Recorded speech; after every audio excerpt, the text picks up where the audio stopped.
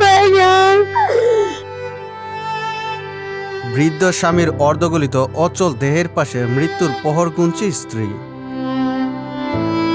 নিঃসন্তান অসহায় বৃদ্ধ দম্পতি মজলু শেখ ও রেখা বেগম। কয়েক বছর আগেও ৭০ বছর বয়সী মজলু শেখ ঠেলাগাড়ি চালিয়ে জীবিকা নির্বাহ করতেন, কিন্তু ২ বছর আগে একটি দুর্ঘটনায় তার পায়ে গুরুতর জখম হয়। সেখান থেকে ইনফেকশন হয়ে পচতে শুরু হয় পা। এক পর্যায়ে কেটে ফেলতে হয় ডান পায়ের পাঞ্জা। তারপর থেকে রাস্তায় রাস্তায় ভিক্ষা করে দিন পার করত এই বৃদ্ধ নিঃসন্তান দম্পতি। কিন্তু হঠাৎ তাদের জীবনে নেমে আসে আরও দুর্বিষহ যন্ত্রণা। ৭০ বছর বয়সী মজলু হঠাৎ স্ট্রোক করে প্যারালাইজড হয়ে যায়।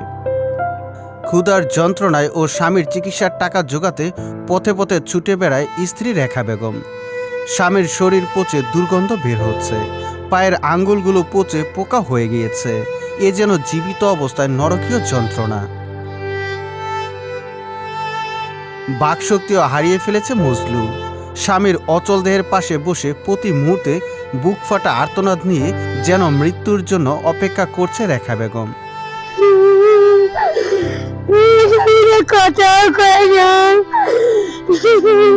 মুখে একটি কথা, আজ যদি তাদের একটি সন্তান থাকতো তাহলে অনাহারে বিনা চিকিৎসায় থাকতে হতো না।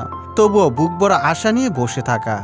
সমাজের বিত্তবান সন্তানেরা দাঁড়াবে অসহায় বাবা মায়ের পাশে। এই নিষ্ঠুর পৃথিবীতে তারা যেন বড়ই একা। সৃষ্টিকর্তার উপর বিশ্বাস রেখে এক অজানা সাহায্যের আশায় তারা। সমাজের হৃদয়বান মানুষের একটু ভালোবাসা, একটু সাহায্যই পারে তাদের অন্ধকার জীবনে আলোর প্রদীপ জ্বালাতে। খুলনা থেকে কাজী রায়হান তানবীরের পাঠানো তথ্যচিত্রে ডেস্ক রিপোর্ট। সুজিত মণ্ডল, সবার কথা।